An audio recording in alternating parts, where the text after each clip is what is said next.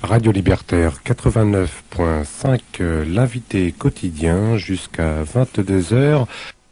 Et l'invité pour la deuxième fois, c'est Henri Laborie. Bonsoir Henri Laborie. Bonsoir. C'est notre deuxième émission, notre deuxième de la série de 5 que nous ferons ensemble. L'émission ce soir, c'est La Nouvelle Grille. C'est l'un de vos livres de généralisation. Avant cela, je voudrais que nous commencions par des questions d'auditeurs qui ont déjà afflué au standard au 262 90 51. Au standard de la station, avant même que nous commencions, il y en a 3. Je vais vous les poser une par une, il n'y a pas de raison. Concernant l'expérience que vous nous avez contée en fin d'émission mercredi dernier, quant aux populations à Haïti, au comportement, disons, différent du nôtre, de nos sociétés, et notamment quant à la propriété des enfants, qui était moins celle des parents que celle de la communauté. Comment expliquez-vous ces différences assez graves, assez sérieuses de comportement? C'est très simple, c'est qu'on ne sait pas quel est le père.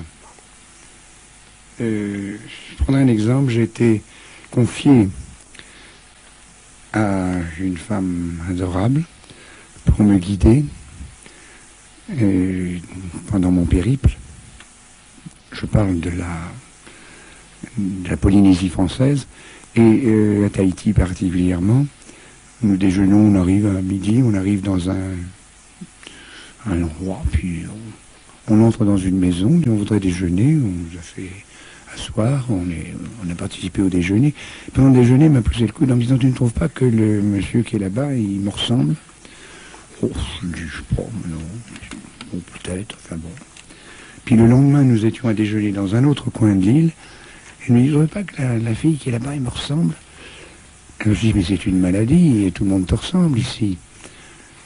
Et ça me semblait curieux. Et il me dit: ben voilà, c'est quand papa attachait son cheval pendant une heure devant la maison d'une valinée, on dit: tiens, il y aura un petit, son nom propre, dans 9 mois. Alors on m'a dit que celui-là pouvait être mon frère, celle-là ma sœur. Et alors je voudrais le savoir, parce que c'est amusant de savoir si quand même on a quelques points de ressemblance. Alors effectivement, à partir du moment où la notion de couple n'existe pas, du moins dans la façon dont on le conçoit dans nos latitudes, la propriété de l'enfant, on sait bien qui est la mère, mais il n'appartient pas à un couple. Et à ce moment-là, on comprend très bien qu'il puisse appartenir à un groupe humain. Vous en tirez des conclusions quant au comportement futur du dit enfant? Est-ce que ça influe? Quand on les voit, j'assure que ils sont par groupe d'âge, c'est très amusant. Tous les enfants de 3 à 5 ans, on les voit courir ensemble. 5 à 10 aussi, puis un peu plus vieux. Et finalement, on n'a pas l'impression qu'ils soient malheureux. Au contraire, je pense qu'il y a une certaine latitude dans leur éducation qui, évidemment, ils n'entreront pas à Polytechnique, ou dans une grande école, mais ils ont l'air de vivre heureux dans leur peau. C'est aussi quelque chose. Et je ne dis pas que ce type de comportement humain est mieux ou moins bien. Je dis qu'il est différent. Qu'on ne nous dise pas simplement la famille telle qu'on a conçue depuis le néolithique dans nos régions est la seule forme de famille qui est la base de la société. Bon, la société occidentale qui nous amène à la bombe atomique et à la guerre. Ça, d'accord. Une autre question, c'est dans votre livre L'alchimie de la découverte, ce sont des questions qui passent presque du coq à l'âne. Dans votre livre L'alchimie de la découverte, vous parlez de vos travaux concernant le vieillissement. Et vous parlez aussi d'expériences que vous effectuez sur vous-même. Oui, Alors, si l'auditeur qui a posé cette question a du papier et un crayon, je n'ai aucun secret, quoi, si vous savez. Étant donné que la notion que j'ai mise il y a maintenant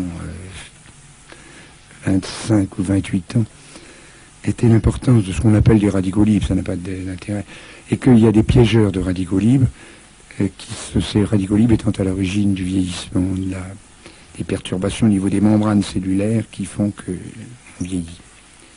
Alors, il suffit de prendre des agents pharmacologiques, parce que normalement, la chose importante, on doit commencer à dire ça, c'est que, et nous aurons à y revenir dans les autres séances que je passerai avec vous, les autres émissions. Ce que je dois dire d'abord, c'est que pour ne pas vieillir, il ne doit pas être en inhibition de l'action. J'aurai à revenir sur ce qu'est l'inhibition de l'action. Vous avez fait un livre, L'inhibition de l'action, oui. Il est actuellement en réécriture. Je le réécris, oui, bien sûr. Mais c'est un livre... c'est pour vous, c'est votre livre. Quand même. Oui. C'est le dernier sur le plan scientifique, si vous voulez. Il date de 79, et vous voyez, en 6 ans, j'ai forcé de le remanier très profondément et d'ajouter beaucoup de choses. Le dernier, c'est peut-être vite dit, grâce à votre alchimie, quand même. Oui, on ne sait pas. Enfin, bon. De toute façon, je peux périr en mer. On peut rêver. On peut rêver. Non, ce que je voulais dire, c'est qu'il faut donc prendre la vie de façon à ne pas être inhibé dans son action. L'inhibition de l'action débouche justement sur la libération de radicaux libres et d'oxydation. Je ne peux pas rentrer dans le détail, ou alors il faudrait faire presque une émission là-dessus, si vous voulez, qui est un énorme sujet. Et donc, à partir du moment où vous ne pouvez pas quand même éviter certains rapports avec vos semblables dans une société de compétition, et que vous êtes obligatoirement quand même, dans certains cas, bien que le sachant, et essayant, par votre imagination, de trouver le moyen de ne pas l'être en inhibition de l'action, alors il vaut mieux quand même en plus se protéger. Donc, piéger ces radicaux libres, les prendre.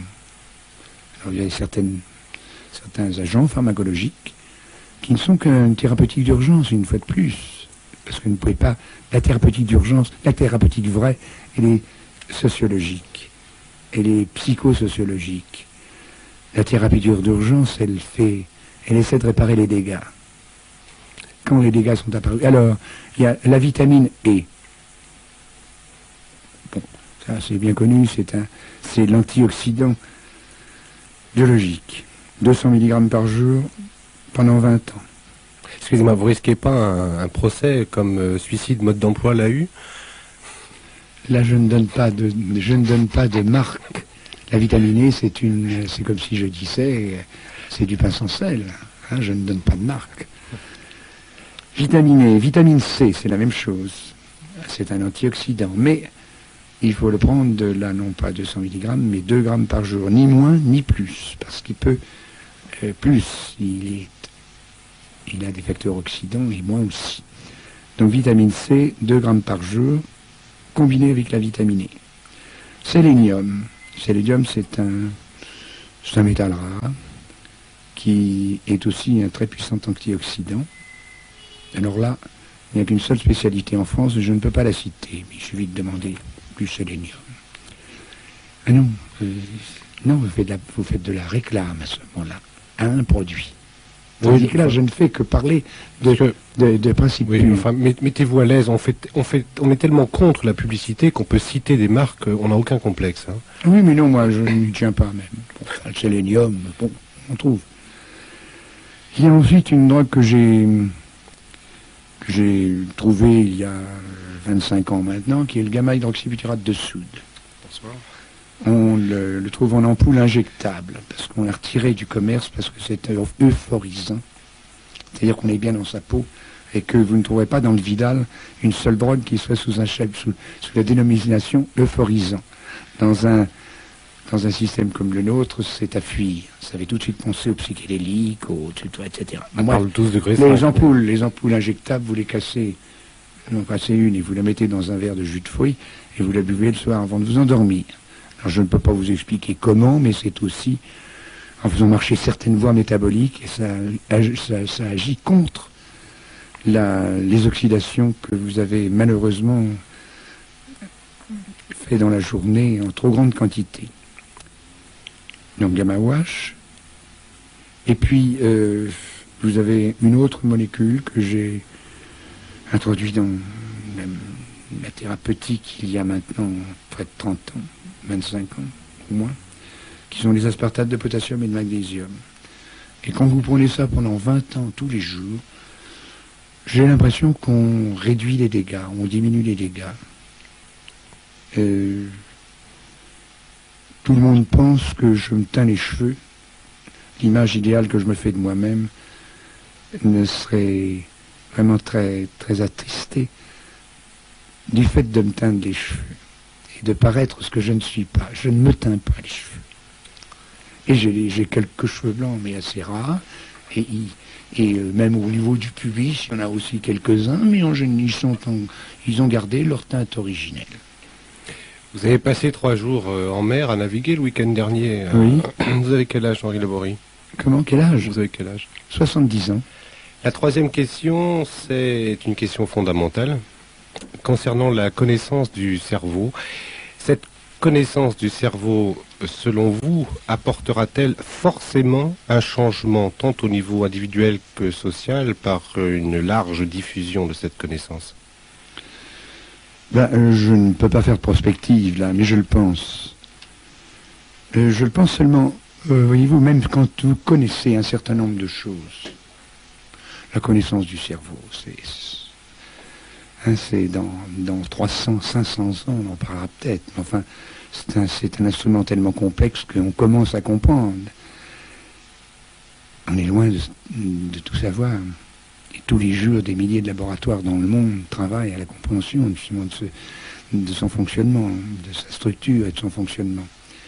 Je pense que quand on sait comment un cerveau humain se bâtit, et comment au cours de l'histoire il s'est comporté, et pourquoi il s'est comporté, et pourquoi c'était obligatoire qu'il se comporte comme ça, dans l'ignorance de ce qu'il était, on prend de la distance avec le monde qui vous entoure.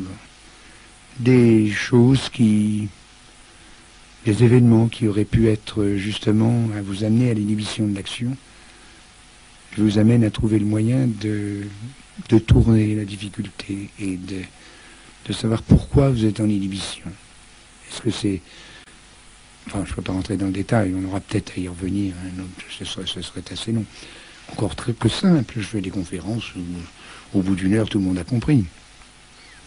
Seulement, c'est pas suffisant, effectivement, sur le plan individuel, ça permet de ne pas vieillir prématurément. Sur le plan social, c'est pas pareil, parce que si tout le monde ne sait pas, vous trouvez toujours le gars qui ne sait pas, mais qui croit savoir, et qui veut vous imposer sa vérité. Et il suffit de voir les hommes politiques. Je dois dire que ils ont tous la vérité, ils ne savent pas pourquoi. Ils ont de tels jugements. Ils pensent que c'est la réalité. Et s'ils savaient comment leur cerveau a été fait, comment il fonctionne, peut-être je pense qu'il ne ferait plus de politique d'ailleurs. Puis-je vous ressortir l'exemple que vous nous donniez mercredi dernier, oui, de Rocard? Oui. Celui-là qui, selon vous, globalement connaît le cerveau et son fonctionnement, connaît la biologie, celle des comportements, et qui pourtant, que je sache, continue de manière peut-être discrète, mais continue à faire de la politique. Oui, vous savez, il y a... mais non, vous avez parfaitement raison, avec la question, et j'ai cité Rocard comme ça, d'ailleurs. Il ne m'en voudra pas, je suis persuadé. Mais, en fait, ce que nous essayons, c'est d'être, je le disais, bien dans notre peau. Ce n'est pas un mot, être bien dans sa peau. C'est horriblement complexe sur le plan biologique. C'est quelque chose de très, très compliqué. Bien. Pour être bien dans sa peau, il ne faut pas que le déterminisme de toute votre existence, qui depuis votre enfance, depuis l'époque où vous ne saviez pas que vous existiez encore dans un monde différent de vous, ne se heurte au déterminisme de l'autre, qui voudra faire aboutir son projet alors que vous aurez un projet différent. Alors, Bien sûr, on peut parler et convaincre l'autre. Mais il y a des moments où c'est pas la peine. Il y a des gens qui ne seront pas convaincus parce que justement, ils ne savent pas pourquoi ils sont convaincus. Si c'était convaincus qu'ils ne peuvent pas l'être, ça serait très bien, mais ils sont convaincus qu'ils le sont et pour des bonnes raisons, avec un discours logique derrière. Donc, vous ne pouvez pas... C'est pour ça que j'ai écrit l'éloge de la fuite, d'ailleurs. Mais il y a des gens qui, pour faire aboutir leur projet, cherchent la dominance. Tous. Nous en sommes là. Vous. Oui. Moi, personnellement, justement, je suis foutu le camp suffisamment tôt. Je ne l'ai pas cherché et je l'ai eu. Parce que finalement, je suis quand même un dominant, c'est bien évident. Un dominant puisque vous me faites parler. Vous n'aurez pas été chercher l'ouvrier de chez Renault, peut-être aussi, parce que vous êtes libertaire, mais enfin, bon. Parce que j'ai quelque chose à dire. Peut-être que ne disent pas les autres. Donc, finalement, en général, quand on veut faire aboutir son projet contre le projet de l'autre, il faut dominer. Et pour dominer, pour faire aboutir son projet dans lequel il sera bien dans sa peau, parce que ce sera celui des autres à partir du moment où il l'aura imposé. Bien qu'il sache pourquoi, et que les autres ne savent pas pourquoi, il sait, il passe par l'intermédiaire d'un discours politique et d'un pouvoir politique. Ça ne veut pas dire qu'il y croit, je ne pense qu'il n'y croit pas d'ailleurs, mais il fera tout ce qu'il peut pour que les autres y croient et progresser vers son projet final, qui est très très très loin. Il est sorti du PSU, quand même, faut pas l'oublier. Après un coup d'État manqué. Oui, mais enfin, bon. Il a été expulsé du PSU. Oui. Pour le quand même. Bon, enfin, on n'est pas là pour changer. Vous voyez ce que je veux dire? Donc, sur le plan social, en dehors du fait de fuir dans l'imaginaire, c'est-à-dire de trouver le moyen chaque jour du quotidien, le moyen de ne pas vieillir prématurément, de rester bien dans sa peau, malgré les autres. L'enfer, c'est les autres, aurait dit Sartre. Je crois que il y a la bagarre, la recherche de la dominance. Et alors la recherche de la dominance, vous l'aviez partout, mais du dernier des manœuvres jusqu'au président de la République, ce n'est que ça, la recherche de la dominance. Les États, les groupes d'États, ce n'est que ça. Et l'arme contre cela, c'est la connaissance. Ah ben ça, je ne vois pas d'autre. Ça, je n'en vois pas d'autre. Lorsqu'on a ramené cette recherche de la dominance à la chose la plus triviale qui peut être dans le cerveau de l'homme, hein, dans le fonctionnement du cerveau humain, je pense que personne ne pourra plus y croire, mais il faut que tout le monde le sache. Depuis le directeur syndicaliste jusqu'au président de la République, il faut que tout le monde puisse savoir.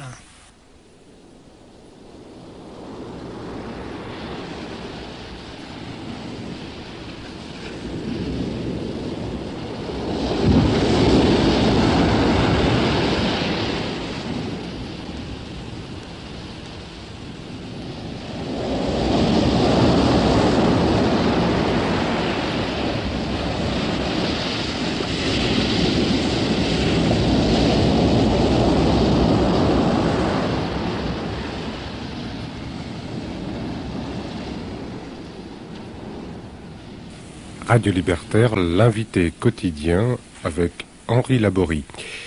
Ce soir donc, la nouvelle grille. Sous-titre pour décoder le message humain. Henri Laborie, qu'est-ce qu'une grille? Je vous répondrai à ça que, justement, dans les éditions américaines et anglaises, étant donné que le sens de grille n'est pas celui qui existe en français, dont je vais parler maintenant, on a pris le sous-titre comme titre, et For Decoding the Human Message, avec mon accent anglais bien sûr. La grille, c'est une grille de décodage pour décoder. Qu'est-ce que c'est qu'une grille? Bien, c'est une grille. C'est-à-dire que si vous voulez envoyer un message que personne ne comprenne, excepté celui qui va le recevoir, et qui possède comme vous la même grille, vous écrivez des lettres les unes au bout des autres, mais n'apparaîtront, quand vous poserez la grille sur le texte, n'apparaîtront que les lettres qui seront cohérentes dans un mot et dans une phrase. Si bien que c'est un moyen simpliste, mais efficace, de communiquer sans que tout le monde comprenne, excepté celui qui peut décoder, puisqu'il a la même grille que vous. Bien. Alors, la nouvelle grille, c'est eu égard aux autres grilles qui ont fait leur temps ou qui le font encore. Hélas, rajouterez-vous sans doute. Et nous aussi, puisqu'on va parler, vous citez quelques exemples, la grille marxiste, la grille freudienne, il y en a beaucoup d'autres. Oui, ou la chrétienne intégriste, c'est tout ce que vous voudrez. Chaque, chaque groupe humain a eu sa grille et essaie de l'imposer aux autres. C'est-à-dire dans l'énorme bouillie du monde, et je ne parle pas qui nous entoure actuellement, qui a toujours entouré l'homme, dans lequel il s'est trouvé dès le départ, où vous ne comprenez rien. Il a bien fallu qu'il essaie de trouver des lois. Et alors il a cru nous trouver, il a fait simplement qu'abstraire d'un ensemble horriblement complexe des morceaux, des structures, qui sont toujours des sous-structures de la structure globale, que nous n'atteindrons jamais d'ailleurs. Bon, parce que je ne veux pas rentrer dans le détail. On ne peut pas l'atteindre. Bien.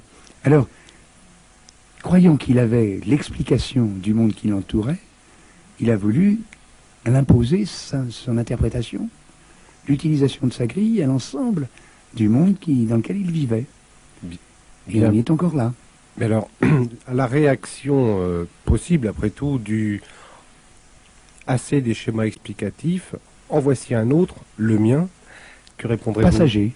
Que répondrez-vous? J'ajoute, dans le livre lui-même, je dis actuellement, il a l'avantage de pouvoir réunir toutes les grilles antérieures. C'est très prétentieux, mais j'y peux rien, c'est comme ça. Réunir, c'est-à-dire avoir pris la substance. C'est-à-dire leur donner une cohérence dans un ensemble qui les englobe. Là, je parle en théorie ensembliste, si vous voulez, mais enfin, c'est comme ça que je conçois le monde et que je conçois que mon cerveau est organisé, j'y peux rien. C'est-à-dire que une grille décode une partie du message, une autre grille décodera une autre partie du message, et c'est dans le même message. Donc, si on réunit les deux, ou les trois, ou les 10, ou les 100, on arrive à une connaissance du message beaucoup plus complète qu'avec une seule grille. C'est tout ce que je veux dire. Quelle est la base? Mais c'est passager. Parce que, vous me demandiez tout à l'heure, j'aurais écrit un livre, en 6 ans ce livre, j'ai des milliers de références supplémentaires, et mon propre travail m'a amené à compléter la grille première. L'inhibition de l'action. Oui, oui. Alors, quelle est la base de cette nouvelle grille? Est-ce que c'est l'économie? Vous avez lu le livre. La base de cette nouvelle grille est d'interpréter, Teilhard de Chardin aurait dit le phénomène humain, je dirais les sciences humaines, les sciences sociales, avec quelque chose qui n'est jamais rentré dans la BAC, comme instrument de travail pour les comprendre, ces sciences humaines, c'est-à-dire le fonctionnement du cerveau humain. On a toujours considéré que l'homme, d'une part, était libre, qu'il était d'une essence complètement différente, alors qu'il est fait de la même matière, des mêmes atomes, et qu'ils sont organisés autrement, et encore pas tellement différents du chimpanzé, hein, ça ne faut pas quand même être trop orgueilleux, et ces éléments se sont intégrés, se sont réunis dans une structure particulière, qui est la structure biologique de l'homme. Bien. Et il ne conçoit le monde qu'à travers cette structure biologique. Mais jamais personne n'en a parlé. Alors, si j'ai pu apporter quelque chose au cours des 20 dernières années, c'est ce que ma profession m'a appris de façon très, j'insiste sur cette notion, de façon très précaire, encore très, très fragile, mais qui me semble tellement importante que on ne peut plus actuellement continuer à faire des discours, parce que ce sont simplement des discours, qu'ils soient psychologiques, qu'ils soient sociologiques, économiques ou politiques, en ignorant totalement ce qui fait que l'on prononce un discours. Voilà. Or, ce qui fait qu'on prononce un discours, c'est qu'on a un cerveau humain. Et que ce cerveau humain, il est pratiquement vierge à la naissance, mais qu'il va se construire au cours des âges de l'homme qu'il porte. Vous considérez-vous comme un philosophe? Mais pourquoi me mettre encore une étiquette dans le dos? Je vous ai dit la dernière fois, on m'a appris, moi, quand j'ai fait ma classe de philosophie, on m'a appris que la philosophie était la science des sciences. Bon. Qu'elle intégrait. Dans ce cas-là, je suis philosophe. Très souvent, malheureusement, je quand j'ai lu quand même quelques philosophes, et des meilleurs, je les ai trouvés enfermés dans un langage. Et leur connaissance était liée à ce qu'on peut appeler l'introspection. Ils se regardaient le nombril et ils découvraient le monde. Et ils parlaient autour. Mais dans l'ignorance de la façon dont ils avaient construit leur cerveau et comment les autres, puisque nous ne sommes que les autres, un enfant qui vient de naître, si on le laisse abandonné dans un milieu non humain, il ne deviendra jamais un homme. Moi tout. Il est dans son moi-tout à l'époque. Bon. Donc nous n'avons dans notre cerveau que les autres. Quand nous mourons, ce sont les autres que nous avons introduits en nous qui vont mourir. Et c'est tout. Alors, si on ne part pas de cette idée-là, et si on ne voit pas ce que c'est qu'un cerveau humain, bah, on peut toujours on peut toujours parler. Le langage est la meilleure et la langue est la meilleure et la pire des choses. Elle donne une explication logique. Ça dépend comment elle est préparée, mais pour ces gens-là, cependant, vous êtes quand même un peu un réductionniste, non?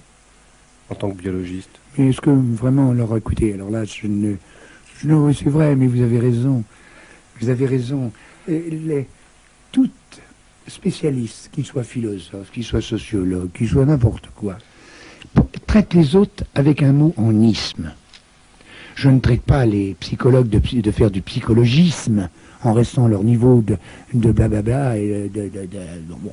Je ne traite pas les économistes d'économisme, ni les philosophes de philosophisme, ni les politiques de politicisme. Je m'intéresse pas tellement à ce qu'ils font. Je pense qu'ils m'intéressent chez eux, parce que j'en ai besoin, parce qu'ils n'ont pas travaillé pour rien depuis des siècles. Je pense qu'il y a ce qui me semble valable dans un schéma qui est englobant et plus cohérent. Puis c'est tout. Et je ne traite pas les autres de réductionnisme. Bien, alors, cette... En ce qui gêne, vous savez pourquoi on me traite de réductionniste? Parce que parler, écrire, c'est simple. J'en apporte la preuve. Mais la chimie organique, la biochimie, la neurophysiologie, en partant de la physique, c'est pas simple, ça demande un énorme travail. Et quand on est professeur de philosophie ou n'importe quoi, pas tous, parce qu'il y en a quand même qui commencent à comprendre. Alors on est heureux de la reconnaissance publique. Vous êtes l'expert en. Et c'est très embêtant de voir que il y a un gars qui s'amène et puis qui vous dit, bah, peut-être expert en ça, mais vous avez oublié tout ça. Alors, on lui dit, il est réductionniste à ce moment-là, parce que ça vous libère, on a la conscience tranquille. Il y a deux notions fondamentales, selon vous, et qui démarrent la nouvelle grille. C'est celle de thermodynamique et celle d'information. Oui. Ce sont deux notions qui n'ont jamais été transcrites, selon vous, que l'on a toujours parfaitement négligées, et qui sont cependant essentielles. Vous pouvez nous en toucher deux mots? Enfin, oui. Je pense que là, vous avez raison de me questionner là-dessus, parce que c'est vraiment très important. Si vous voulez, jusqu'à une époque récente, les scientistes, là, vous voyez, je dis les scientistes. Oui, alors, depuis quand être scientiste serait-il être coupable? Dans l'ignorance, justement, ce qui lui manquait, c'est l'information. Les scientistes disaient, avec la science, depuis qu'on a découvert la machine à vapeur, laissez faire, hein, on va tout vous expliquer. Bien. Puis alors, il y avait les spiritualistes qui disaient, on ne remènera jamais la pensée humaine à la matière. Oui, c'est bien ce que je voulais dire, vous avez quand même une tendresse pour les scientistes. Non, pas plus. Il leur manquait toute la notion d'information. Mais non, il leur manquait... Non, je n'ai pas de tendresse pour les scientistes. J'ai une certaine tendresse, comme Jacques Monod, pour la méthodologie scientifique, c'est-à-dire une méthodologie expérimentale qui, à partir d'une hypothèse de travail, c'est-à-dire un truc proprement humain, qui est une fonction imaginaire, va essayer par une expérimentation, avec un calcul statistique montrant que c'est bien ça qui se passe, de démontrer qu'on peut repérer l'expérience n'importe où et on trouvera les mêmes résultats. Voilà, ça c'est la méthodologie scientifique. Maintenant, vous pouvez toujours parler après ça. Alors, la thermodynamique, déjà. La thermodynamique, si vous voulez, c'est la physique. Bon, je veux être simple. C'est la physique jusqu'aux particules élémentaires aussi, mais qui ont ajouté quelque chose en plus. Bon. Et cette thermodynamique, pour me faire comprendre, j'utilise une comparaison qui est expressive, je pense. Si vous prenez le sang qui passe dans ma carotide, qui rentre dans mon cerveau, si vous prenez le sang qui sort par mon sinus sanguinal porte postérieur, le sang veineux qui va sortir. Dire la nuque, oui. Bon. Vous pouvez tout doser là-dedans, tout. On a les moyens actuellement de tout savoir ce qui rentre, qualitativement, et ce qui sort. Puis vous avez le moyen aussi de calculer le débit. Donc de savoir quantitativement la quantité de matière qui est entrée dans le cerveau et qui en est sortie. Donc ce qu'elle s'est retenue, le cerveau. Ça, c'est de la thermodynamique. Sur le plan énergétique, sur le plan de la matière, vous aurez, et l'énergie, c'est la même chose, vous aurez un bilan du fonctionnement cérébral, important à connaître. Parce que quand vous arrêtez la circulation dans mes carotides, ben, je vais tomber dans le coma et au bout de 2 minutes, il n'y aura plus de laborie. Hein, ça. Bon, donc la partie énergétique, elle a son importance. Mais c'est pas ça qui vous permettrait d'interpréter, de savoir pourquoi je prononce le discours que je suis en train de prononcer. Ça c'est autre chose. Ça vient de la façon dont tous mes neurones, mes milliards de neurones, sont interconnectés entre eux et ont été codés depuis ma naissance par l'environnement social qui m'a entouré. C'est ça. Or ça, c'est de l'information. La mise en forme. Information, c'est pas la télévision, la radio, etc. Ça, c'est un résidu d'information. L'information, c'est étymologiquement mise en forme. Or, pour mettre en forme, il faut établir des relations entre des éléments. Il y a donc une règle qui en découle, c'est que toute énergie, toute information, pardon, est masse plus énergie, mais pas seulement cette somme. Ah, mais bien sûr. C'est-à-dire que, ça c'est pas moi qui le dis, c'est Wiener. Wiener qui l'a fait comprendre, je pense que c'est une des plus belles phrases de tout le XXe siècle. Il a dit, l'information n'est qu'information, elle n'est ni masse ni énergie. La masse et l'énergie feront les éléments d'un ensemble. Quand vous les ajoutez, vous avez une somme d'éléments. Mais la façon dont ils sont connectés entre eux, leur mise en forme, ça ne se pèse pas, il n'y a pas d'appareil pour le déterminer. Ça a les caractéristiques strictement spirituelles de l'esprit, immatérielles de l'esprit. Et c'est ça l'information. Si vous voulez, je prends un autre exemple pour me faire bien comprendre. Il y a très longtemps, bon, pas très longtemps, mais il y a un bon bout de temps, qu'on savait ce qu'il y avait dans un acide désoxyribonucléique, c'est-à-dire ce qui est la matière des gènes. L'ADN, oui. Oui, l'ADN. Bon, on savait quand même comment certains atomes étaient connectés entre eux, mais on n'a jamais rien compris à ce que pouvait être un gène et comment il programmait un organisme et comment il fournissait l'information qui permettait de synthétiser des protéines, tant qu'on n'a pas su qu'ils avaient une forme en double hélice. Et ça, c'est Watson Crick en 1946 ou 48, je crois. Bon. Alors, vous voyez, c'est ça l'information. Du point de vue matière, du point de vue thermodynamique, on savait ce qu'il y avait dans l'acide désoxyribonucléique, mais on ne savait pas quelle était sa forme et pourquoi, quand il avait cette forme, il permettait la transcription des messages.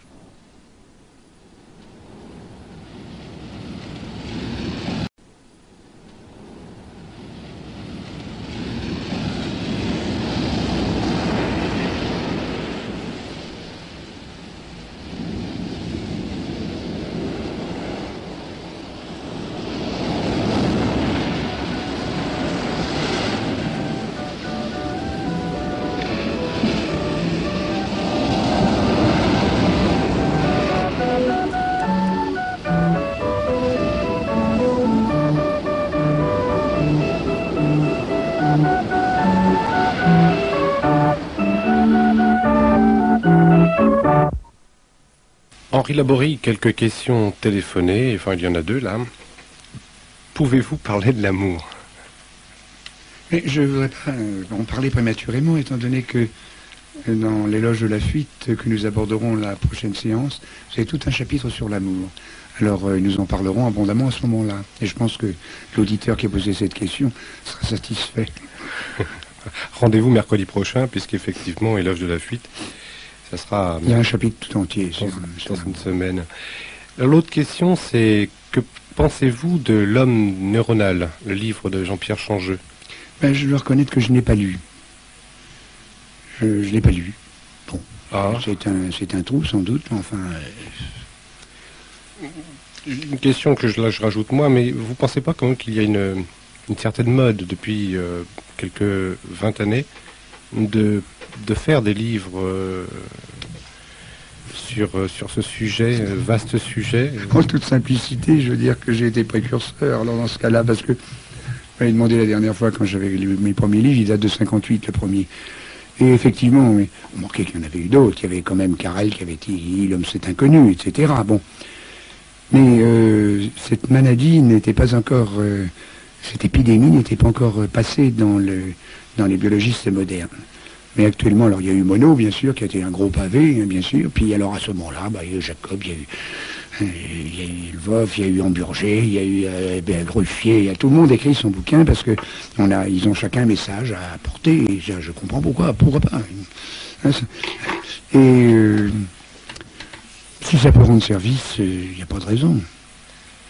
Alors, snobisme ou pas, vous savez, snobisme, il y a des choses à la mode, effectivement, et comme la biologie fait à la fois un peu peur, à tort d'ailleurs, c'est des choses beaucoup plus dangereuses, et donne un peu d'espoir, alors on a tendance, actuellement, vous savez bien d'avoir dans une bibliothèque le dernier best-seller d'un biologiste contemporain. Mais je ressens, je me trompe peut-être, une petite amertume dans votre discours. Non, aucune amertume, alors là. Non, vous voyez, on parle de la nouvelle grille aujourd'hui. Quand il est sorti, je ne peux pas dire que Lafon est un effort sublime pour son lancement. Hein. On n'en a pas parlé beaucoup. Mais en revanche, 15 ans après, il continue à se vendre. Et il en doit en être pas loin de 80 000, ce que pour un best-seller, mais enfin... il est traduit en anglais, en américain, en espagnol, en portugais, et finalement, il n'a pas eu besoin qu'on fasse... qu'il y ait un snobisme autour pour qu'il s'impose. Il n'a pas tellement vieilli. C'est vrai que l'homme neuronal, lui, a eu une autre chance sur le plan de la promotion. Ah ben non, mais changeux est au Collège de France aussi, il faut reconnaître. Thermodynamique et information. Alors, qu'est-ce qui vous a amené à souligner autant cette carence dans la culture ou des philosophes ou des biologistes? Mais je ne l'ai pas souligné autant. Je me suis simplement défendu. Je n'ai pas attaqué, je n'attaque jamais. J'ai trop de boulot personnel. J'ai un laboratoire qui me prend tout mon temps et j'ai pas le temps de critiquer et de lire les autres. Alors, je ne critique pas. Non, j'ai pas dit que vous critiquiez, mais vous soulignez l'importance. Mais parce que depuis quand même un certain nombre d'années, on prétend que je suis réductionniste et matérialiste et mécaniciste, toujours avec des trucs en isme ou en iste. Alors, comme j'en avais assez, j'ai eu mon petit mouvement d'agressivité. Peut-être se sent-il là-dedans, encore que je ne critique personne, hein, je ne peux pas critiquer, moi personnellement, je le répète. Fondamentalement, je vois ce qui m'intéresse chez les autres, je leur pique ce qu'ils ont écrit, ce qu'ils ont dit, qui me semble rentrer dans ma grille et être conforme à ma propre expérimentation. C'est tout. Alors le deuxième chapitre, lui, c'est tout simple, c'est le système nerveux. Alors je rappelle qu'on est dans un livre qui s'appelle La Nouvelle Grille et qui est donc une nouvelle grille d'explication des comportements et des sociétés. Et on trouve le système nerveux. Mais, je viens de vous le dire tout à l'heure. Parce que je ne pense pas qu'on puisse interpréter un comportement de société et des individus dans une société sans savoir comment leur cerveau fonctionne. Ça. Mais même aussi simplement, je le dis là-dedans, ça va pas loin ce que je dis, c'est rien. Bon. Alors donc, j'en arrive là où je voulais en arriver. Immédiatement après, on a un historique de la dominance. Quel rapport, Henri Laborie, entre le système nerveux et celui de dominance? On va peut-être commencer par qu'est-ce que la dominance? Je l'ai un peu dit tout à l'heure déjà, j'ai commencé en disant que c'est faire aboutir son projet sans que le projet de l'autre vienne vous emmerder. Pardonnez-moi l'expression un peu triviale. Or, un système nerveux, je vous ai dit, ça permet, je crois vous l'avoir dit déjà la dernière fois, je le répète aujourd'hui parce que c'est très important, ça ne permet qu'une chose, ça ne permet que d'agir. C'est-à-dire, ça permet de mobiliser un corps, un organisme, dans un espace. Quand on a compris ça, quand on a compris que la pensée, ce qu'on appelle la pensée chez l'homme, il y aurait encore alors, des tonnes de choses, on aura peut-être le temps de le dire, n'est que le moyen de rendre plus efficace l'action, ce n'est pas autre chose. Et si on agit, c'est pour maintenir sa structure. Même le suicidaire, c'est parce qu'il ne pouvait pas agir qu'il se suicide. Et c'est encore la meilleure action qu'il puisse trouver, la plus libératrice. Bien. Donc, c'est agir pour se maintenir en vie, pour maintenir sa structure. C'est-à-dire, les rapports qui existent entre ces atomes, dans des molécules, les molécules dans ces cellules, les cellules dans ces organes, les organes dans ces systèmes, les systèmes dans son organisme entier. Et c'est ça, être bien dans sa peau. Bien. Quand cet équilibre, le mot d'équilibre d'ailleurs est très dangereux, j'ai écrit tout un chapitre sur l'équilibre en physiologie et en biologie dans un vieux livre qui s'appelait Biologie et structure. 68. 68, et qui se terminait, pour me faire comprendre, par justement, puisqu'on a parlé de Prévert tout à l'heure, d'un vers de Prévert, c'est l'amiral Larima, Larima quoi? Larima rien. C'est parfaitement bien balancé, c'est de l'équilibre dans le vers et dans les mots, et ça rime à rien. Et il l'a fait exprès d'ailleurs, parce que justement il avait une notion d'équilibre qui est celle d'un biologiste. Bon.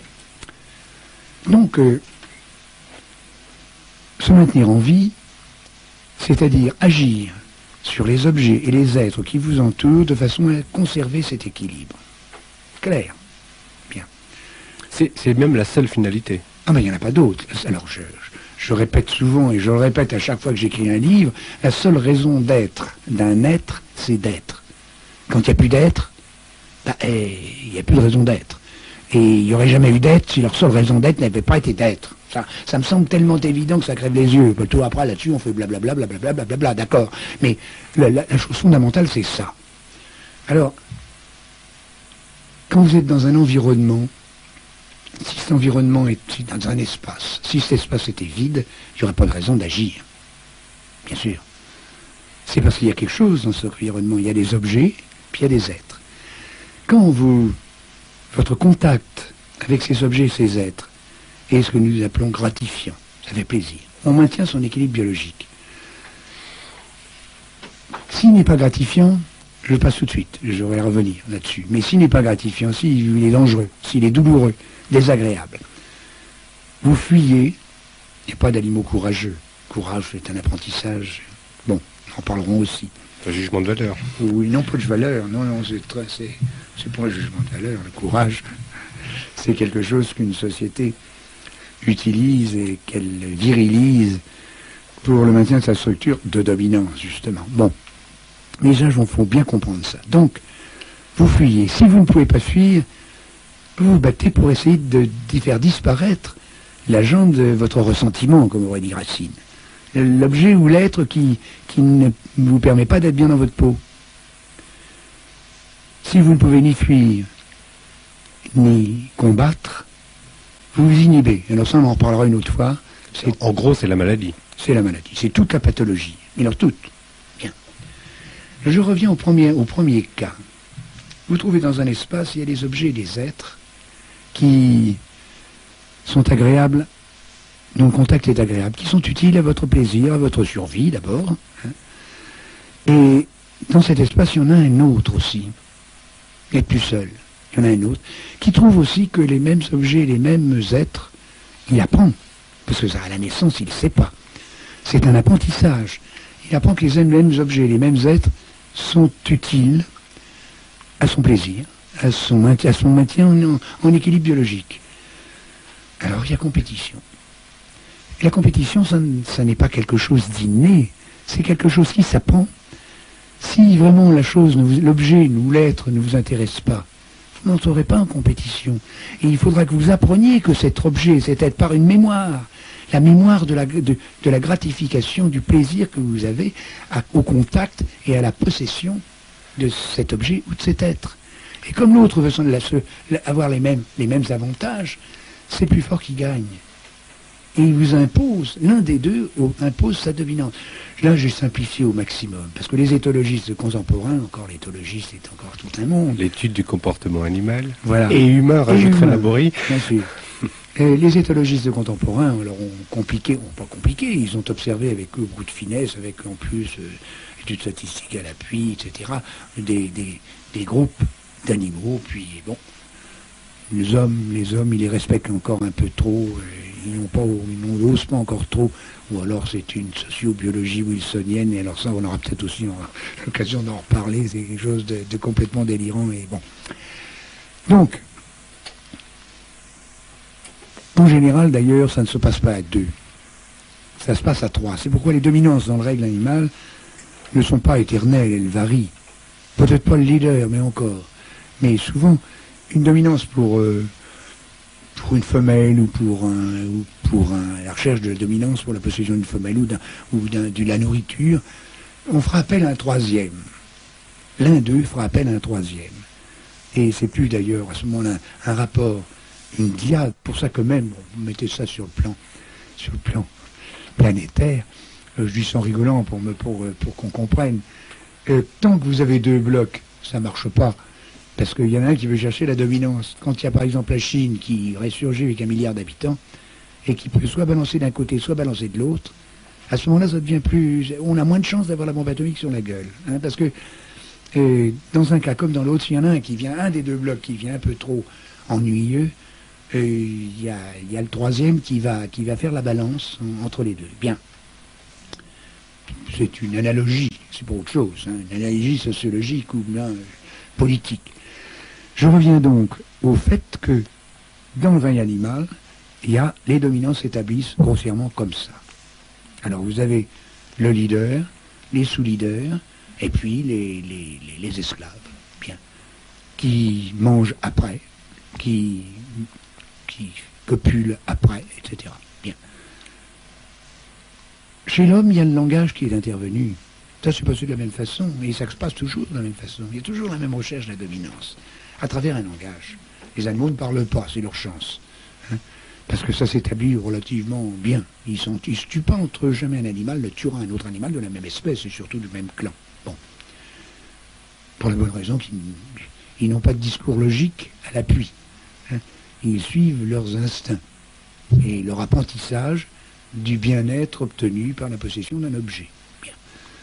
L'homme, lui, il a des vertus, comme on dit, qui lui permettent de parer d'un discours logique tout un ensemble de choses aussi triviales que celles que je viens très très succinctement, parce que c'est beaucoup plus compliqué que ça, mais enfin très succinctement, de décrire. La dominance, c'est pas autre chose. Le rapport entre instinct et dominance. Mais l'instinct n'est pas est programmé génétiquement. Et des instincts, il n'y en a que 2 ou 3. Bon, il y a boire, manger et copuler. Le reste, ça ne fait pas partie de l'hypothalamus. Si, bien sûr, dans l'hypothalamus, il y a d'autres relais, d'autres régions relais où mais pas plus compliqué que ça, c'est toujours aussi simple. L'hypothalamus, c'est donc le cerveau reptilien. Voilà, c'est le premier reptilien, cerveau. Le plus vieux. Le plus vieux, le plus ancien, celui qui permet de survivre immédiatement. Parce que si vous ne buvez pas, vous ne mangez pas, vous ne copulez pas, il n'y aura pas ni d'espèce, d'individu, ni d'espèce. Donc, et ça, c'est instinctif. Et la façon dont chaque espèce a, par ses gènes, programmer son hypothalamus fait qu'il va fonctionner de telle façon que certains gestes automatiques, pas automatiques, un automatisme c'est encore autre chose, mais instinctifs, c'est le cas de le dire, vont pouvoir être réalisés.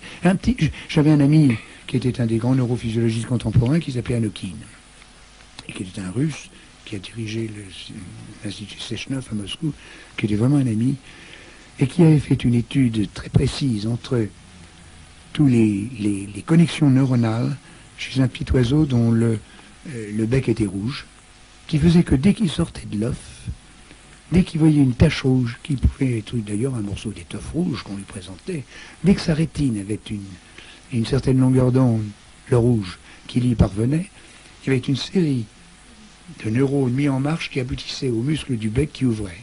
Il ouvrait son bec pour recevoir la béquille. Et il serait mort s'il n'avait pas été programmé à la naissance comme ça. Ça, c'est instinctif. Mais à partir de ce moment-là, tout est appris. C'est-à-dire que l'environnement social dans lequel vous allez vous trouver va vous apprendre, et ça ne sera plus des instincts, ce sera des automatismes. Alors, il suffirait d'apprendre autre chose pour que ces automatismes soient différents. D'ailleurs, vous avez l'habitude de l'écrire, on le retrouve dans quasiment chacun c'est fondamental. De vos livres, avec la prudence du scientifique, vous dites on connaît très mal, on discerne très mal le partage entre l'acquis et l'inné. Oui. Je veux pas me battre là-dessus, on ne sait rien de cela. Ce qu'on peut dire, c'est qu'il n'y a d'inné que la recherche du boire, du manger et de la reproduction. Oui.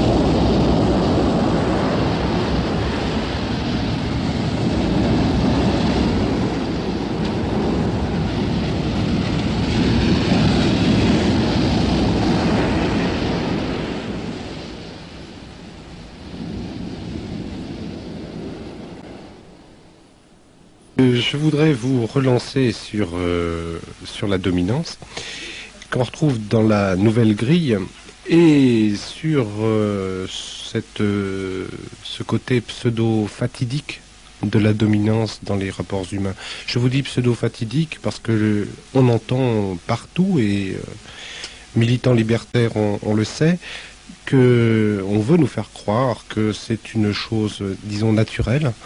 C'est ce qui a souvent ressorti, c'est naturel, il faut des chefs, c'est inéluctable, etc., etc.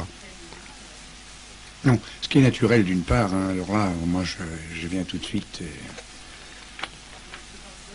Mais ce qui est naturel, c'est ce qui est chez l'animal. Bon, alors je viens de décrire un comportement animal. Mais les chiens font l'amour dans la rue, hein. Jusqu'ici, c'est pas fréquent.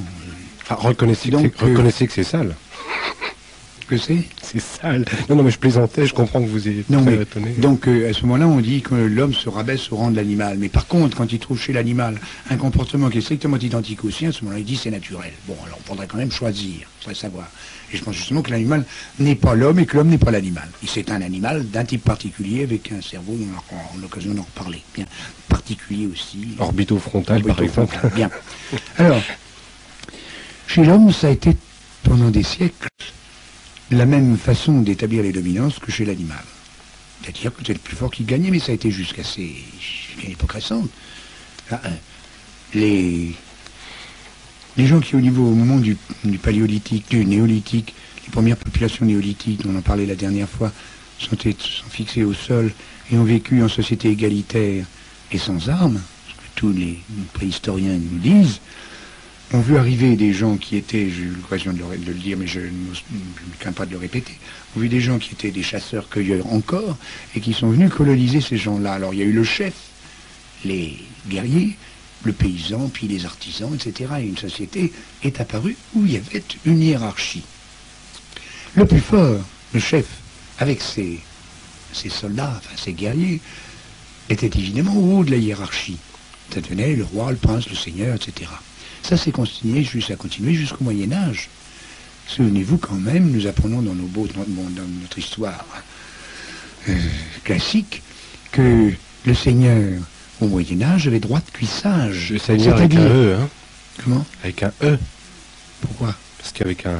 Oui, non, parce que si l'on met un A, on retrouve une définition plus exacte. Non, avec un E. Mais je ne voyais pas à la fin, parce que non, je croyais que vous étiez féministe et vous mettiez E à seigneur en disant des seigneurs E féminins. Parce que au Québec, on met toujours un E, parce que tous les noms propres, tous les noms communs, ou enfin les substantifs plutôt, on met entre parenthèses E. Étudiant, étudiante, avec un E au bout, parce que alors, je me disais, tiens, c'est une manie maintenant, seigneur, seigneur, bon. Et on voulait dire seigneur, mais il était à la fois seigneur avec un A dans ce cas-là, et seigneur avec un E, parce que le rôle était justement de saigner, de faire saigner. Et de défendre le groupe humain qui était sous leur carte, finalement. Et il avait le droit de cuissage, c'est-à-dire qu'il pouvait faire l'amour avec la fille qui allait se marier, et qui ensuite aurait un mari, mais lui, il avait la possibilité d'assouvir son instinct de cerveau reptilien dont on parlait tout à l'heure, boire, manger et copuler. Bien. Avant tout le monde. comme le leader des grands singes. Bien. Et puis, avec le développement du commerce, des échanges, de la monnaie, et il est apparu progressivement un autre moyen de dominer, qui est d'avoir un capital. Et ce capital a permis la propriété privée, la propriété gratifiante des moyens de production et d'échange. Et ça a été chez une période récente. Tout le marxisme a été basé là-dessus. Et puis, déjà à partir de la révolution industrielle, qui n'a pas pris simplement le développement à partir de la machine à vapeur, mais enfin quand même, c'était une époque importante, on a su, qu'est-ce qu'avait fait l'homme avant? La civilisation industrielle, qu'est-ce que c'est? C'est que, avant, l'homme avait transformé par son artisanat, il avait transformé la matière en objet, avec sa force, son énergie personnelle, musculaire. Puis à partir d'un certain moment, il a mis en forme, non plus seulement la matière, mais l'énergie. Il a su utiliser l'énergie, qui était quelque chose d'impalpable aussi, ça. Il a su utiliser l'énergie de telle façon qu'elle lui a permis de transformer la matière, plus aisément, en dépensant moins d'énergie musculaire. Et à partir de ce moment-là est née ce qu'on peut appeler la civilisation industrielle. Cette civilisation industrielle a donc été très progressivement entre les mains de gens, on parlait de thermodynamique tout à l'heure, mais qui savaient ce que c'était que la thermodynamique. C'est-à-dire de gens qui étaient des ingénieurs et qui faisaient des machines. Regardez par exemple les tisserands du Lyonnais, là, comment on appelait les canutes. Les canuts, oui. Hein, quand on leur a foutu des métiers qui marchaient tout seuls, t'es pas content du tout. Parce que ça diminuait, ça faisait du chômage et que ça diminuait l'emploi. Alors, ils se sont révoltés. Donc, une société qui était devenue une société strictement marchande, c'est-à-dire qui produisait des objets pour les vendre, augmenter un capital, avoir plus la possession de quelques-uns, plus de propriété, une propriété plus abondante, de moyens de production et d'échange, à favoriser des gens qui leur apportaient des connaissances techniques autres que celles de l'artisan. Il faut bien comprendre que l'artisan, on lui apprend, on met dans son cerveau une information qu'il va être forcé à chaque fois qu'il fait un geste pour produire un objet de ressortir. Alors que la même information, vous la foutez dans une machine et vous sortira des millions d'objets alors que l'autre en a sorti 2 pendant le même temps. Bon. Et alors, cette information est donc dans une société marchande dont le but de cette civilisation, si on peut parler de civilisation, étant de produire des objets qu'on vend et des objets plus astucieux, plus perfectionnés, plus efficaces que ceux du pays d'à côté, ou de la ville d'à côté, ou de la région d'à côté, on a favorisé la dominance et l'évolution hiérarchique de gens manipulant c'est une façon de parler, manipulant une information abstraite, et d'autant plus que cette information est plus abstraite, c'est-à-dire à base de mathématiques et de physique. Actuellement, il vaut mieux sortir d'une grande école où on vous apprend à manipuler l'abstraction que de sortir d'une école dialectique. Et la dominance, à ce moment-là, du fait de la finalité de cette société qui était une finalité productiviste, a donné la dominance à des gens qui ne pouvaient pas l'avoir au siècle d'avant, puisque au siècle d'avant, l'information n'était pas utilisée. Voilà. Alors c'est simple, pour qu'il n'y ait plus de dominance telle qu'on la connaît aujourd'hui, il faut cesser de produire pour produire. Pas du tout. Je ne tiens pas du tout à produire pour produire, oui, ça sûr. Enfin, je ne tiens pas du tout à retourner au paléolithique, ni au néolithique, même au début du néolithique, encore que je ne veux pas être tellement malheureux. Mais ce que vous dites là, ça ne veut pas dire que vous êtes attaché à ça. C'est que la dominance, alors là je vais vous dire autre chose. La dominance, donc, s'est établie est basée sur la finalité d'une société. Mais je distingue là-dedans une hiérarchie de pouvoir et une hiérarchie de fonction. On peut très bien admettre que chacun a sa fonction dans un groupe social, dans une société. Chacun a sa fonction et l'autre n'a pas à faire ce que fait, c'est ce qui s'est produit dès le début du néolithique. Hein, tout le monde, le seul polytechnicien, c'était l'homme du paléolithique, il fallait qu'il sache tout faire pour survivre. À partir du moment où le travail se divise, et il s'est divisé il y a 10 000 ans, ça a commencé. À partir du moment où le travail se divise, chacun participe au bien-être général en faisant ce que l'autre ne sait pas faire. Donc, il a une information particulière. Si nous voulons être brefs et concis, je disais j'étais forcé de distinguer une hiérarchie de fonction, une hiérarchie de pouvoir. Et pour me faire comprendre, je prends un exemple en général, l'ouvrier mécanicien qui répare ma voiture et qui me change les boulons d'une roue, on me change une roue et me remet les boulons aussi, il les met mal, il a un sacré pouvoir sur moi parce que je me casse la gueule sur l'autoroute. Bien. D'ailleurs, on l'entend quelquefois à la radio, ça m'est arrivé plusieurs fois. Monsieur Untel qui roule dans telle voiture, est matriculé de temps, stoppez tout de suite parce que il y a un truc qui marche mal. Bon. Donc il a un pouvoir. Le chirurgien qui enlève une vésicule ou un estomac ou un utérus ou un rectum, pendant qu'il fait son boulot, il a aussi un pouvoir sur la vie du client. Mais la différence qui existe entre les deux, c'est que lorsque l'ouvrier mécanicien sort de son garage, personne ne va le saluer au passage. C'est pas un notable. Alors que le chirurgien, il restera pas tellement d'ailleurs. Si vraiment ça devient notable, il sera conseiller municipal, maire, puis il deviendra député et quelquefois ministre. Hein. Bon, on en a un certain nombre. Et ça sera parce qu'en plus il a le langage. Il a le langage pour ça. Parce que son éducation n'est pas simplement parce que finalement, on n'a pas de raison d'être un grand politique quand on sait enlever correctement une vésicule, quand même. Bon, c'est pas...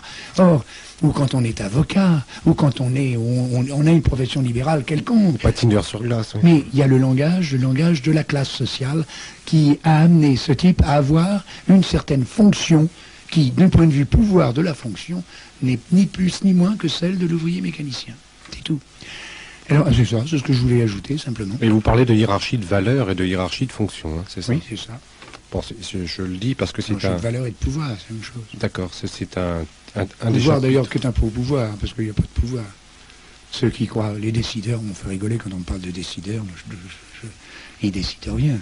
Quand j'étais à Vincennes, on parlait de Vincennes. L'autre jour, j'avais étudié par un groupe d'étudiants qui avaient vraiment pris tous les dossiers, vraiment de façon très précise. C'est la décision qui avait été faite qu'on avait déplacé les Halles à Rungis. Et effectivement, on a trouvé un beau jour dans le journal officiel, signé De Gaulle, la décision qu'il n'y aurait plus de Halles, il y aurait Rungis.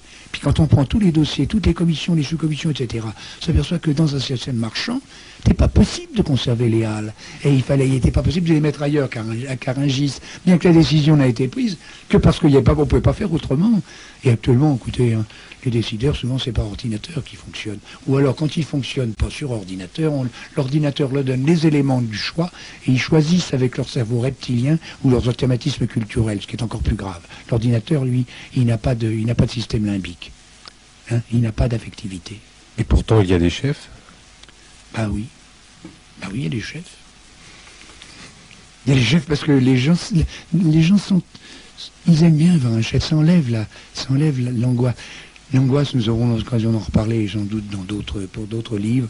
L'angoisse vient du fait, dans l'inhibition de l'action, si on ne peut pas agir, il y a plusieurs mécanismes, sur lesquels il y en a 5 grands, sur lesquels je suis forcé de revenir. Ils sont importants. Non, je ne pense pas que j'en parle beaucoup là-dedans. Bien, en tout cas, bon.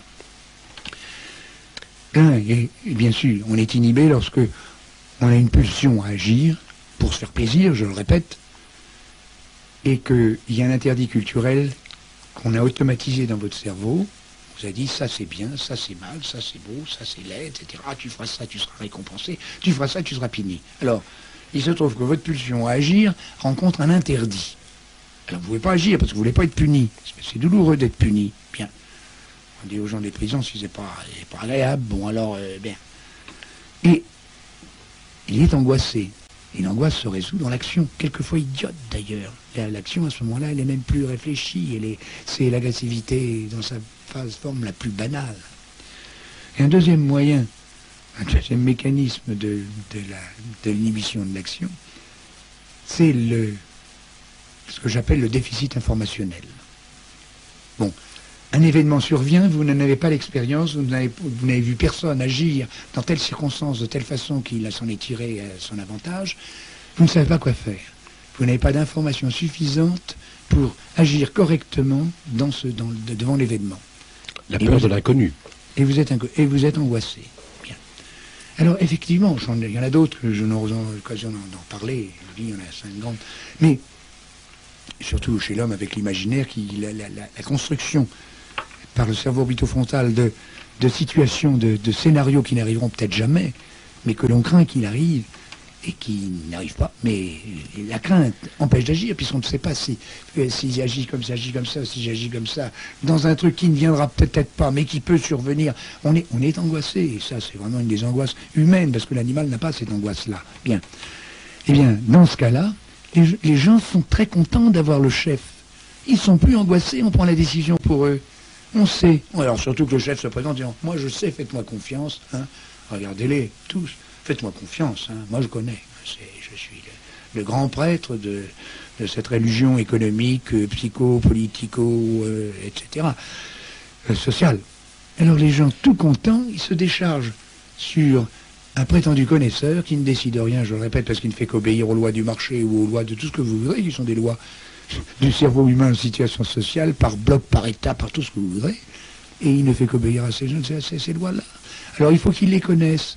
Et généralement, il ne les connaît pas parce que je ne crois pas que l'économiste qui n'est qu'économiste puisse être un grand homme politique, ni que grand homme politique, il n'est ni économiste, ni psychologue, ni sociologue, ni biologiste, surtout, puisse être un homme politique. Ça, je ne comprends pas comment. Voilà. On ne parle que d'inconscience, là, somme toute. Oui, mais alors là, nous allons en reparler de l'inconscient et du conscient. Alors là, c'est encore un vaste problème aussi. Bon, venons-en... Je voudrais parce que c'est la nouvelle grille, qu'on prenne la nouvelle grille. D'accord. On s'interrompt quand même, si vous le voulez bien, pour les questions qui nous sont téléphonées. N'est-ce pas une façon de dominer que de dire aux autres, vous n'êtes que des animaux? Mais je dis justement aux autres qui ne sont pas des animaux, mais ils ne veulent pas leur connaître. Hein, et ils pourraient ne pas être que des animaux, ils sont des animaux parce qu'ils ne savent pas qu'ils ne sont pas des animaux. Alors, et on s'empresse de leur dire qu'ils sont des animaux. Ou alors on leur dit, vous êtes des êtres spéciaux, vraiment, hein, vous avez votre libre arbitre et tout, et on les fait voter comme on veut, avec quelques conférences de presse, etc., une préparation bien largement payée d'ailleurs, qui leur fait voter à droite ou à gauche sans qu'ils sachent exactement pourquoi. Affectivement, sans savoir pourquoi, affectivement, ils sont de droite ou de gauche. Et vous savez, ça c'est très très simple, on peut le définir, on peut le dire, pourquoi on veut être à droite ou à gauche, c'est simple. En revanche, on peut ajouter, je crois, que faire un bras d'honneur ou traiter quelqu'un d'enculé, hélas, jurons parfaitement commun, oui. C'est typiquement le... Chimpanzé, orang-outan, etc. Le soumis présente du même sexe que le leader, présente ses fesses pour que l'autre fasse les gestes, factices bien sûr, de l'accouplement. Et il se fait enculer. Et à ce moment-là, l'autre, c'est son geste de soumission, voilà. Comment situez-vous le problème de la violence et de la non-violence par rapport à l'inhibition de l'action? Est-elle légitime? La violence, bien sûr. Comment situez-vous le problème de la violence et de la non-violence par rapport à l'inhibition de l'action? Mais la violence et la non-violence... Vous venez d'en parler, l'agressivité, c'est une des résultats de mais c'est une des formes d'agressivité. Il y a d'abord l'agressivité des individus, mais je crois qu'on en a parlé aussi la dernière fois. Ce auditeur n'a peut-être pas écouté. Je crois qu'il y a l'agressivité des individus entre eux, interindividuelle, la criminalité, si vous voulez. Et puis il y a l'agressivité des États. Et j'ai dit la dernière fois que si l'agressivité interindividuelle avait considérablement diminué au cours des derniers siècles, des 2/3 très largement, sinon plus, c'est parce qu'on avait appris à parler aux gens et qu'ils ont un langage. Le père Dominici, il avait 45 mots à sa disposition. Et c'est pas lui qui a tué en plus. Bon, enfin, ça ne fait rien. Avant de tuer l'autre, d'être agressif envers l'autre, on peut l'être par une action. Et cette action, c'est le langage. On peut influencer l'autre, le maltraiter même, par le langage. Mais c'est même moins dangereux que de prendre une carabine et un 22 long rifle et de tirer dedans. Bien. Donc cette agressivité-là, je le répète, elle est strictement humaine. Les animaux ne se tuent pas entre eux, dans une même espèce. C'est le carnage, il est sur toute la planète et dans toutes les espèces entre elles. Parce que chaque espèce est prédatrice d'une autre espèce qui lui sert de nourriture. Mais nous ne sommes pas agressifs quand une ménagère va acheter un beefsteak chez le boucher, il n'en veut pas au bœuf. Bon, et pourtant elle bouffe du bœuf qu'il a bien fallu qu'il meure. Mais nous, ces bons compagnons dont on parlait, ces amis des bêtes, qu'est-ce qu'ils donnent à bouffer? Qu'est-ce qu'il y a sur les étagères des supermarchés? De la viande de malheureux animaux qui n'ont pas eu la chance du bon toutou, du bon chat, et qui donnent à bouffer à l'autre. C'est tout. Donc il faut bien tuer on tue des animaux. Mais les abattoirs, ça existe, oui. Eh bien, comment? Bon. Les poissonneries aussi, mais enfin bon. Donc ça, c'est ce qui me choque le plus, moi, c'est que toute cette planète soit un immense charnier, un charnier entre espèces. Mais ce qu'il faut reconnaître aux animaux, c'est que n'ayant pas le langage qui leur donne un alibi logique pour tuer l'autre, parce qu'ils détiennent librement la vérité, que l'autre détient librement l'erreur, puisqu'il n'est pas de votre avis, donc il faut le tuer. Et que dans ce cas-là, c'est une agressivité qui est proprement humaine. Mais il y a l'agressivité des États dont on ne parle jamais. Et cette agressivité-là, elle a toujours un langage logique pour envoyer au casse-pipe, faire tuer des gens en leur disant que c'est pour l'honneur de la patrie, la défense de leur famille, etc., etc. Bon. Et donc là aussi, c'est une agressivité qui n'est pas décodée sur le plan du comportement humain. Une autre question, pourquoi y a-t-il des instincts qui semblent collectifs? Il semble collectif parce que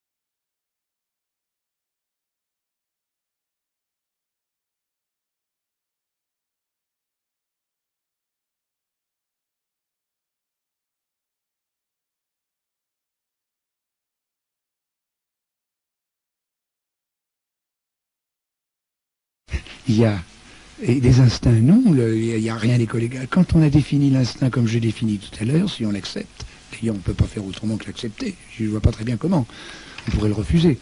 C'est-à-dire boire, manger, copuler, bah, c'est évidemment collectif, parce que si le correspondant ne mange pas, ne boit pas, il ne copule pas, il ne se reproduira pas, donc son espèce s'arrêtera assez rapidement, et lui-même s'arrêtera aussi de vivre s'il ne bouffe pas, c'est fait la grève de la faim.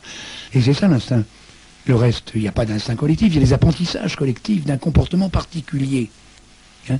Et l'autre qui est différent, l'immigré ou le boche ou le crouille ou le viet, etc., il est différent, donc il n'est pas un homme, on peut le tuer, et c'est pas instinctif, c'est un apprentissage. On a appris que le viet c'était l'ennemi, l'algérien c'était l'ennemi, l'allemand, le boche c'était l'ennemi, etc. On voit ensuite le boche devenir le grand ami, etc. Et on fait tuer des millions d'hommes pour ça. Bon. Les activités de jeu, les activités ludiques sont-elles aussi instinctives chez les mammifères? Alors, aussi instinctives chez les mammifères, ça sous-tend que c'est instinctif chez l'homme. Je pense que, là encore, ce qu'on appelle l'activité ludique, c'est une exploration d'un espace dans lequel on se trouve, et qui est inquiétant. Si je place des souris sur une planche à trous, pour voir le nombre de trous qu'elles vont explorer. Je peux leur mettre à manger, à boire, et puis même mélanger les sexes. Elles ne mangeront, elles ne boiront, elles ne copuleront qu'après avoir exploré tous les trous. Parce que c'est inquiétant, les trous, qu'est-ce qu'il y a dessous? Alors elles ont l'air de jouer. Et l'enfant qui, à partir du moment où il explore son territoire, toujours est à une distance de la mer qui augmente d'ailleurs, à partir du moment où il se sécurise, il voit comment il faut faire, comment on peut contrôler son espace. Il joue, mais les petits animaux jouent pour faire jouer, pour prendre connaissance de l'espace dans lequel ils sont. Et le jeu, c'est ça. Et même d'ailleurs, les jeux d'adultes, hein, c'est une exploitation, une possession d'espace, c'est tout. Et 3 questions concernant l'antioxydant, concernant la lutte contre le vieillissement dont vous avez parlé tout à l'heure, le gamma-OH. Pourquoi y a-t-il un tel tabou autour du gamma-OH? Pourquoi sa forme sous sirop a-t-elle été supprimée? Et que pensez-vous de son utilisation dans la journée? Alors, pourquoi y a-t-il un tel tabou autour du gamma-OH? Premièrement, oui, le gamma-OH n'est transformé dans l'organisme en CO2, en gaz carbonique et en eau. C'est peut-être la seule drogue non toxique de toute la pharmacopée. C'est un aliment, c'est un corps gras à 4 carbones, hein, à courte chaîne, et c'est comme si on prenait du beurre, si vous voulez, par comparaison. Du beurre naturel. Il a été supprimé sous la forme orale pour de multiples raisons qui sont sociologiques. D'abord, c'était moi qui l'avais trouvé. Alors ça, c'est pas une référence à l'époque. Maintenant, ça va mieux. Enfin, vous n'êtes pas au Collège de France, vous? Voilà. Et un beau jour, il y a une descente de police qui est tombée sur un groupe de jeunes qui fumaient du hashish et la marijuana, toxique, dangereux comme on sait. Et il y avait des bouteilles de gamma-OH. Alors le policier du coin, vous comprenez, OH, H, hashish, ouh, j'ai dit ça, c'est dangereux. On a prévenu tout de suite la santé, et la santé a interdit tout bonnement la vente du gamma-OH. Alors je suis allé défendre mon enfant à la santé. J'ai trouvé d'ailleurs 2 pharmaciens très gentils qui m'ont dit, vous dites, on le sait, quoi, il y a eu des expertises, on sait que ça, on ne peut pas se suicider au gamma-OH, alors au Gardénal, on se suicide, ou avec n'importe quel autre médicament, on se suicide. Vous pillez, vous dégueulez au besoin avec une dose de bouteilles complète à l'époque. Il y en a 3 ou 6 bouteilles, aux 48 heures après, vous êtes sain et dispo, hein, ça, bon. Donc on le sait, ils m'ont dit, et seulement... Bon, écoutez, on va le remettre, mais accepter simplement que il faille une ordonnance médicale pour le faire, pour l'avoir. Alors on l'a conservé en ampoule injectable pour l'anesthésie. Mais c'est très simple, et je le dis il suffit de prendre une ampoule, et puis de la mettre dans un verre de jus de fruits et de l'avaler. C'est pas... Et voilà comment, sociologiquement, vous ne trouverez jamais dans le Vidal une rubrique euphorisant. Tu n'avais pas le droit d'être heureux, c'est pas possible. Alors le gamma-OH, ça rend heureux. Je t'assure que j'ai pas besoin de ça pour populer, mais j'en prends 1 ou 2 fois par semaine, parce que je suis bien. Il y a une relaxation musculaire complète, on sent la chaleur dans les jambes, et c'est très agréable comme sensation. C'est euphorisant, c'est vrai. Vous auriez pu avoir pratiquement le soutien de Michel Debré là, pour sa libre diffusion à ce médicament. Vous savez, c'est celui qui est pour le repeuplement. Oui, alors là, je n'avais pas pensé à ça. Ça m'amuse d'ailleurs, parce qu'il y a des arguments, je le dis aux auditeurs qui nous écoutent, on aura d'ailleurs peut-être l'occasion de leur dire, parce que c'est un argument que j'ai donné dans Copernic. Il n'y a pas changé grand-chose.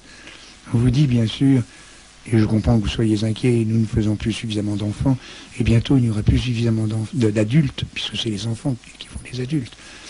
Il n'y aura pas suffisamment d'adultes pour payer la retraite des vieux. Alors tous ces vieillards qui vont s'accumuler, ils vont vivre dans la misère, parce qu'il n'y aura plus d'adultes productifs, comme on dit. Bon, ce qu'on oublie de dire, c'est que chez les adultes, ça fait des vieillards. Donc si on fait plus d'enfants, il y aura plus d'adultes, plus de vieillards. Donc il faudra toujours baiser. On s'arrête à plus de baiser si on veut avoir la retraite des vieux. C'est le genre de logique à la noix, vous comprenez, qui me... J'aime beaucoup ça. Sans parler de tous ces gens qui font les enfants parce qu'ils n'aiment pas assez les chiens. Voilà.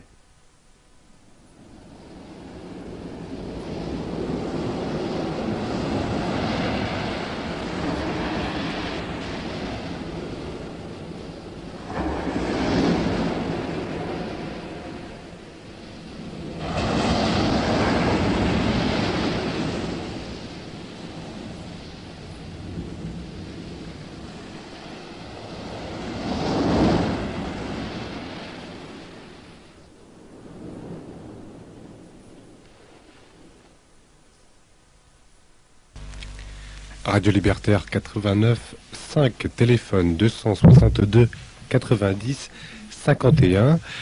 En compagnie d'Henri Laborie, on en arrive un peu à la fin de cette émission, puisqu'il nous reste quelques 13 minutes. Je voudrais signaler que nous en sommes à peine au tiers quant à l'évocation du livre La Nouvelle Grille, qui était le sujet de ce soir. Mais naturellement, on est loin d'en avoir fait le tour, même de ce tiers en question. C'est une somme de... Bon, c'est un livre un peu conséquent, enfin quelques 350 pages. Et c'est une somme politique, économique, sociologique, j'en oublie? Non, je crois que psychologique aussi.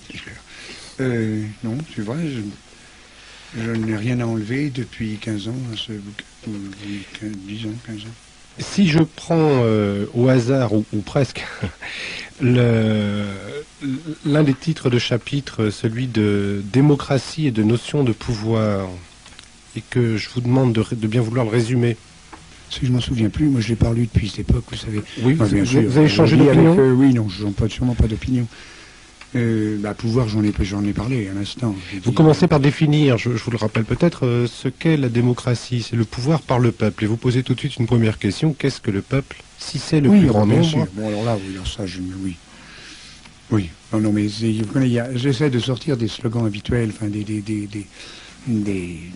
tartes à la crème habituelles. La bourgeoisie, la définition marxiste a été valable pendant un certain temps. La bourgeoisie, c'est les bourgeois possédaient les propriétés privées, la propriété privée, les moyens de production, l'échange, et le travailleur, le prolétaire avait sa force de travail. Bon. Ça a changé? Oui, parce qu'actuellement, la force de travail, il faut la définir, sa force de travail, et définir le travail. Le travail, je le définis à partir de la physique, jusqu'à la sociologie. Mais il n'est pas forcément seulement thermodynamique, le travail... Mais justement, il est pas thermodynamique. Alors, tu as dû rentrer l'information dont je parlais tout à l'heure. On est bien d'accord, donc on peut toujours parler de force de travail, non? Que l'on loue finalement à des gens qui, eux, sont propriétaires des moyens. Mais écoutez, vous savez, je fais partie de l'éthique, je ne veux pas d'ailleurs en parler, mais le comité de l'éthique qui vient d'être... Je vous interrogerai là-dessus, sur ce comité d'éthique. Oui, non, je ne veux pas parce que je n'ai pas le droit de parler pour moi dans un comité qui contient des quantités de gens... Non, mais vous pourrez parler de vous, quand même. Non, mais alors justement, c'est ce que je voulais dire. Tout à l'heure, l'autre jour, nous avons discuté, par exemple... de ce qu'on appelle des maires les maires de louage, vous savez, dont on loue l'utérus, etc. Bon, alors... J'ai essayé de... J'ai pas créé de scandale du tout, d'ailleurs. Enfin, j'ai essayé de créer quand même en disant que finalement, louer son utérus, c'était pas ça qui m'intéressait, qui me choquait. On a loué les seins des nourrices, et que nous-mêmes, et j'en arrive à ce que vous disiez, nous louons tous les jours, notre cerveau, qui est notre organe, ni plus ni moins noble que l'utérus, nous le louons soit à un patron, soit à l'État. Donc finalement, dans un monde marchand, tout se loue, tout s'achète. Et ce qui m'ennuie, c'est l'intermédiaire qui pourrait gagner l'argent en louant l'utérus d'une femme. C'est le troisième homme, oui, d'accord, qui me gêne. Le gynécologue en général. Voilà, c'est celui-là qui me gêne. Sans ça, je n'entre pas dans le détail parce que c'est très très complexe. Il y a vraiment les problèmes qui se posent sont extrêmement nombreux. On soupçonne à peine. Hein, qu'on commence à peine à soupçonner. oui, non, mais déjà, ce qu'on a en main, ceux avec lesquels on peut faire, déjà, sont très complexes dans les modes de réalisation, etc. Donc, ce n'est pas la peine d'en parler d'ailleurs. Normalement, on devrait pouvoir en parler. Il y aura des conférences publiques par le comité de l'éthique pour mettre au courant les gens qui voudront être mis au courant, parce que c'est ça, la transmission de l'information et du savoir. C'est dire aux gens, ça se passe comme ça, on sait comme ça, on sait... Bon, et les mettre au courant. Si c'est simplement le comité d'éthique qui décide, ça n'a aucun intérêt. C'est pas... Donc il faut que la presse le sache et qu'il puisse le transmettre. Mais cette distinction entre le prolétariat et la bourgeoisie, actuellement, vous avez des gens qui ont un pouvoir social, pas un pouvoir économique, je ne crois pas, mais enfin, qui ont un pouvoir social, qui sont récompensés par l'utilité qu'ils représentent et leur efficacité dans un système marchand. Et ces gens-là, ils travaillent, PDG travaille, l'ingénieur travaille. Hein. Seulement le travail qu'il fait est un travail qui est de manipuler de l'information et pas d'utiliser ses bras ou sa force musculaire. Bien, faudrait-il encore, je répète, définir le travail. Nous aurons peut-être l'occasion, dans les 3 jours qui nous restent, d'en reparler. Le travail, c'est quelque chose qu'on comprend très bien, parce que c'est à partir de la biologie et même de la physique. Alors, cette distinction, au début, m'amène à montrer justement... C'est pour ça que j'avais écrit un petit livre que je n'ai pas retenu, mais qui m'a été demandé à l'époque par la CFDT, par Rosan Vallon en particulier. La Société informationnelle. On reprend maintenant le terme... Idée pour l'autogestion. Hein. Oui, idée pour l'autogestion. Et maintenant, on reprend le terme. C'est moi qui l'ai créé, Société informationnelle, il y a 15 ans maintenant. Et c'est ça, on ne peut pas voir le travail informationnel, et nous sommes en train de quitter une société industrielle thermodynamique pour une société d'information, et pas de l'information des masses médias, je le répète, de la mise en forme, et de la connaissance de ce qui permet de mettre en forme. Vous parlez, et c'est dans la Nouvelle Grille qu'on le trouve, ça, et vous rappelez à ce propos ce livre, Idées pour l'autogestion, enfin la société informationnelle, de l'organisation d'un organisme sur le plan moléculaire, cellulaire. Analogique. Oui. Je préviens d'ailleurs que c'est une simple analogie qui me semble qui est utilisée par des savants d'ailleurs très sérieux. Oui, entre le corps social et le corps humain. Voilà. Bon. Ce que je veux dire, c'est que à partir du moment où vous pensez par niveau d'organisation, comme j'en ai parlé la dernière fois, c'est-à-dire que vous partez du niveau atomique, moléculaire, cellulaire, organique, etc., vous arrivez, il n'y a pas de raison de vous limiter dans ces processus d'organisation à un niveau particulier. Vous arrivez forcément à partir de l'individu, au groupe social, aux États, jusqu'à la planète, à l'espèce sur la planète. Bien. Alors, ce qui frappe dans l'organisme, effectivement, c'est qu'il n'y a pas de hiérarchie de pouvoir. Je n'utilise même plus le terme maintenant, et je l'ai abandonné depuis la Nouvelle Grille, de hiérarchie de fonction. Parce que déjà, le terme de hiérarchie a une connotation de valeur qui fait qu'il y a quelque chose qui est mieux que l'autre. C'est pas vrai. C'est un mot qui a une histoire. La majorité des gens, même les physiologistes, ont été tellement sociologiquement engrammés par cette idée qu'ils ont parlé jusqu'à une époque récente, et peut-être encore, d'organes nobles et d'organes roturiers. Le cerveau et le cœur étaient des organes nobles. Le foie, l'intestin, des organes roturiers. Bon, on vous enlève le foie, 2 minutes après, il n'y a plus personne. Le cerveau, on peut arriver à vous faire vivre pendant plusieurs années sans cerveau. On s'occupe de vous. Sans foie, c'est pas possible. Bon, donc la roture, c'est encore un jugement de valeur, là. Or, dans un organisme, il n'y a pas de hiérarchie, et tout le monde concourt à la même finalité. C'est ça qui est important à comprendre. C'est-à-dire que le gros orteil, l'intestin, la vessie, le cœur, le cerveau, et le cerveau ne commande pas, il ne fait qu'obéir. L'ensemble des cellules, des milliards de cellules qui constituent un organisme, sont dans un état de bien-être ou de mal-être. S'ils sont en état, c'est-à-dire leur équilibre biologique, l'eau dans laquelle ils se trouvent baignés a des variations qui dépassent celles qu'ils devraient avoir. C'est ça, c'est un système des systèmes qui s'interpénètrent. Exactement. Et le cerveau, collaborent à l'ensemble. Ce cerveau reptilien dont nous avons parlé à plusieurs reprises est prévenu immédiatement des besoins de l'ensemble cellulaire.